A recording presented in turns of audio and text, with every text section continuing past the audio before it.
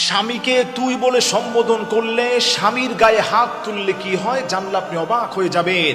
আমার প্রিয় ভাইরা, প্রিয় মা বোনেরা, আশ্চর্যান্বিত হয়ে যাবেন। আল্লাহর হাবিব কি ধমকের সুরে বলেছেন, কোন নারী যদি তার স্বামীকে তুই বলে সম্বোধন করে, গায়ে হাত তোলে, অপমান করে, আল্লাহর নবী বলেন ওই নারীর জন্য দুনিয়াতে দুইটা মারাত্মক শাস্তির অপেক্ষা করছে। জাহান্নামে তো শাস্তি আছে, এর মধ্যে দুনিয়াতেই দুইটা শাস্তি আল্লাহ রাব্বুল আলামিন তার জন্য রেখে দিয়েছেন।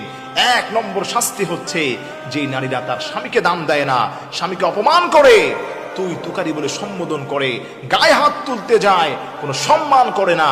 আল্লাহর হাবিব বলেন দুনিয়াতে ওই নারীটার এত মারাত্মক রোগ হবে, আল্লাহ রাব্বুল আলামিন দুনিয়াতেই তাকে শাস্তি দিয়ে দিবেন, যেই রোগের কোনো অ্যান্সার সে পাবে না। ধুকে ধুকে কষ্ট করতে করতে সে দুনিয়া থেকে বিদায় নেবে। দুই নম্বর তার যে শাস্তি হবে, এই নারী কোথাও গিয়ে সে শান্তি পাবে না, কোথাও গিয়ে সে সম্মান পাবে না। আল্লাহ পাকের গজব অনবরত ওই নারীর উপর নাজিল হতে থাকবে। প্রিয় মা বোনেরা, আপনাকে আমি বলছি, আপনি একটু মাথার আপনার কমন সেন্স দিয়ে চিন্তা করবেন।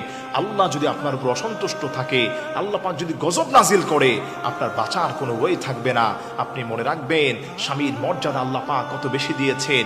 আল্লাহ রাব্বুল আলামিন বলেন এই দুনিয়াতে আমার পরে যদি আমি কাউকে বলতাম সেজদা দেওয়ার জন্যে, তাহলে আমি স্ত্রীদেরকে বলতাম স্বামীর পায়ের কাছে গিয়ে তোমরা পড়ে থাকো।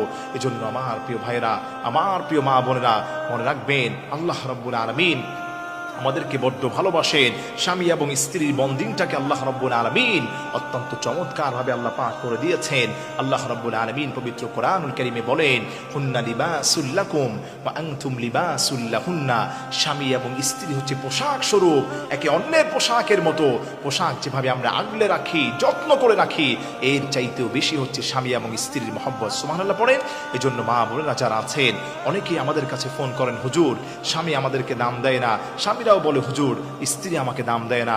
প্রিয় মা বোনেরা যারা আছেন, স্ত্রী স্বামীকে অপমান করবেন না, সম্মান দিয়ে কথা বলবেন, স্বামীর সঙ্গে সৌহার্দ্যপূর্ণ আচরণ করবেন। মনে রাখবেন যেই ঘরে স্বামী এবং স্ত্রীর মহব্বত যত বেশি, ওই ঘরে আল্লাহ পাকের স্পেশাল রহমত এবং সাকিনাও তত বেশি। যেই ঘরে স্বামী এবং স্ত্রীর মধ্যে যত বেশি দূরত্ব, আল্লাহ পাকের রহমতও ওই ঘর থেকে তত দূরে সরে যায়। এজন্য আসেন স্বামী স্ত্রী যারা আছেন, স্ত্রীরা যারা আছেন, স্বামীকে সম্মান করবেন, রেসপন্স করবেন, রেসপেক্ট করবেন। আপনার স্বামী হচ্ছে আপনার কাছে পৃথিবীর সবচাইতে বড় আমানত। মনে রাখবেন একটা সময় ভাই আপনাকে ভুলে যাবে, আপনার বোন আপনাকে ভুলে যাবে, মা আপনাকে ভুলে যাবে, বাবা ভুলে যাবে, কিন্তু স্বামী আর স্ত্রী কখনোই আলাদা হবে না। স্বামী আর স্ত্রীর মহব্বত ভালোবাসা আল্লাহর কাছে কোটি কোটি গুণ বৃদ্ধি পেয়ে যায়। স্বামী